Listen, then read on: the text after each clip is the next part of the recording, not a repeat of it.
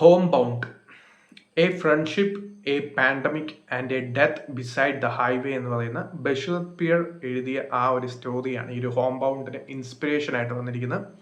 So ഒരു നീരജ് ഖ്യാൻ എന്ന് പറയുന്ന സംവിധായകനെ കുറിച്ച് എത്ര പേർക്ക് അറിയാമെന്നറിയില്ല. ബോളിവുഡ് സിനിമ ഫോളോ ചെയ്യുന്ന ആളുകളാണ് അനുരാഗ് കശ്യപിന്റെ വളരെ റിയാലിറ്റിയോട് അടുത്ത് നിൽക്കുന്ന പല കൈൻഡ് ഓഫ് മൂവീസ് ചെയ്യുന്ന മേക്കേഴ്സിന്റെ സിനിമയൊക്കെ കണ്ടിട്ടുണ്ടെങ്കിൽ മാസാൻ ഉറപ്പായിട്ടും ഓർമ്മ കാണും. വിക്കി കൗശലിന്റെ ഒരു അടിപൊളി എക്സ്പീരിയൻസ് നൽകിയ വളരെ ഹാർഡ് ഹിറ്റിംഗ് ആയിട്ടുള്ള വേറൊരു മൂവിയായിരുന്നു. അതിനുശേഷം അദ്ദേഹം ചെയ്യുന്ന മൂവിയാണ് ഹോംബൗണ്ട്. ജാൻവി കപൂർ, വിശാൽ ജത്വ, അതിന്റെ കൂടെ തന്നെ ഈ ഒരു ഇഷാൻ ഖാത്തർ എന്നിവരാണ് കേന്ദ്ര കഥാപാത്രത്തിൽ എത്തിയിരിക്കുന്നത്. സോ ഈ ഒരു കരൺ ജോഹറിന്റെ ധർമ്മ പ്രൊഡക്ഷൻസ് ആണ് സിനിമ മെയിൻ ആയിട്ട് പ്രൊഡ്യൂസ് ചെയ്തിരിക്കുന്നത്. അല്ലാതെ തന്നെ ഒത്തിരി പ്രൊഡ്യൂസേഴ്സ് ഉണ്ട്, അപൂർവ മേത്ത, അങ്ങനെ കുറെ പ്രൊഡ്യൂസേഴ്സ് ഒക്കെ ഉണ്ട്. സോ ഒരു സിനിമ വളരെ ഹാർഡ് ഹിറ്റിംഗ് ആയിട്ടുള്ള ഒരു സ്റ്റോറിയാണ്. രണ്ട് ചൈൽഡ്ഹുഡ് ഫ്രണ്ട്സ് ആയിട്ടുള്ള ഈ രണ്ട് ക്യാരക്ടേഴ്സ്, വിശാൽ ജത്വ എന്ന് പറയുന്ന ആക്ടറിനെ എല്ലാവർക്കും അറിയായിരിക്കും. കാരണം മൽദാണി 2-ലെ വില്ലൻ വേഷം, ടൈഗർ 3-ലെ ഒരു ഇമോഷണൽ ക്യാരക്ടർ, അതുപോലെ തന്നെ കാജോളിന്റെ മകനായിട്ട് ഒരു സിനിമ രേവതി ഡയറക്ട് ചെയ്ത ഒരു സിനിമയിൽ വന്നിരുന്നു. അതിൻ്റെ കൂടെ തന്നെ ഇപ്പോൾ ഈ ഒരു ഹോംബൗണ്ട്, എല്ലാ പെർഫോമൻസസ് എടുത്ത് നോക്കുകയാണെങ്കിൽ ആ ഒരു ആക്ടറിന്റെ ഇംപ്രഷൻ ക്രിയേറ്റ് ചെയ്യുന്നതാണ് ഓരോ സിനിമകളിലും. സോ ഇവിടെയും വളരെ ഗംഭീര ഇംപ്രഷൻ ക്രിയേറ്റ് ചെയ്ത ഒരു ക്യാരക്ടറാണ് ഈ ഒരു ചന്ദൻ കുമാർ എന്ന് പറയുന്ന ഒരു കഥാപാത്രം. സോ ഇവരുടെ രണ്ടുപേരുടെയും ബോണ്ടിങ്, അവരുടെ രണ്ടുപേരുടെയും ഫ്രണ്ട്ഷിപ്പ്, അവരുടെ രണ്ടുപേരും ആഗ്രഹങ്ങൾ, അവർ വളർന്നു വരുന്ന സാഹചര്യം, ഒരു സൊസൈറ്റി അവരുടെ മനസ്സിൽ ഏൽപ്പിക്കുന്ന മുറിവുകൾ, കാസ്റ്റ്സ്, അങ്ങനെ പല പല കൈൻഡ് ഓഫ് ടോപ്പിക്സ് ഡിസ്കസ് ചെയ്യുന്ന ഒരു സിനിമയാണ്. ഈ ഒരു ഹാർഡ് ഹിറ്റിംഗ് ആയിട്ടുള്ള ഒരു കൈൻഡ് ഓഫ് മൂവിയാണ് ഹോംബൗണ്ട്.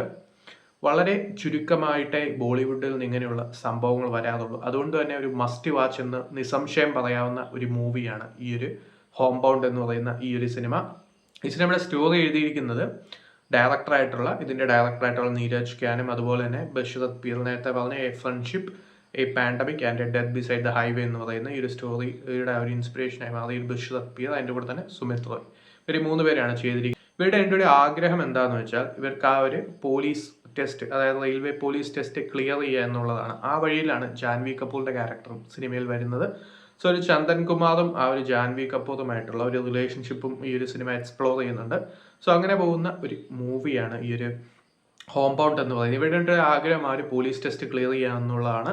സോ ആ ഒരു സൊസൈറ്റി അവരെ ഏതൊക്കെ സിറ്റുവേഷൻസിലോട്ടാണ് കൊണ്ടെത്തിക്കുന്നത് എന്നുള്ളതാണ്. ദാരിദ്ര്യം, അങ്ങനെയുള്ള പല പല സംഭവങ്ങൾ, കാസ്റ്റ്സും, അങ്ങനെ പല പല പ്രശ്നങ്ങൾ ഫേസ് ചെയ്യുന്ന ഒരു 2 യുവാക്കളെ എങ്ങനെയാണ് ഈ ഒരു സിനിമ കഴിയുമ്പോഴത്തേക്കും അതെങ്ങനെയാണ് അവർ അച്ചീവ് ചെയ്യുമോ ഇല്ലയോ, അല്ലെങ്കിൽ എന്താണ് അവസാനം നടക്കുന്നത് എന്നുള്ള സംഭവങ്ങൾ വളരെ ആയിട്ട് വളരെ ബ്യൂട്ടിഫുൾ ആയിട്ട് പറഞ്ഞ ഒരു മൂവിയാണ് ഈ ഒരു സിനിമ. വളരെ ബ്യൂട്ടിഫുൾ ആയിട്ട് വളരെ എൻഗേജിങ് ആയിട്ട് പറഞ്ഞ ഒരു മൂവിയാണ് ഈ ഒരു ഹോംബൗണ്ട് എന്ന് പറയുന്ന ഈ ഒരു സിനിമ.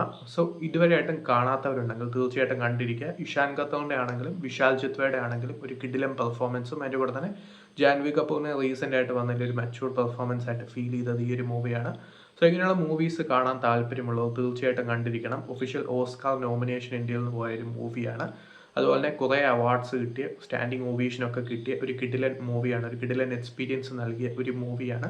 ഇത് സൊസൈറ്റിയും പീപ്പിളും നമ്മളെല്ലാവരും തന്നെ എങ്ങനെയാണ് ഓരോ സംഭവത്തിൽ റെസ്പോണ്ട് ചെയ്യുന്നത്, ലൈഫിലൊന്നും ആയില്ല, ഇതിനെങ്കിലും വേണ്ടി പ്രിപ്പയർ ചെയ്യുന്ന ആളുകളുണ്ടെങ്കിൽ ഒരവസരം നഷ്ടപ്പെടുത്തരുതെന്ന് എന്നുള്ളൊരു മെസ്സേജ് കൂടി തന്ന ഒരു മൂവി ആയി എന്നാണ് തോന്നിയത് ഈ ഒരു സിനിമ കണ്ടപ്പോൾ. സോ ഇങ്ങനെയുള്ള സിനിമകൾ ഇഷ്ടമുള്ളവർ തീർച്ചയായിട്ടും കണ്ടു നോക്കണം.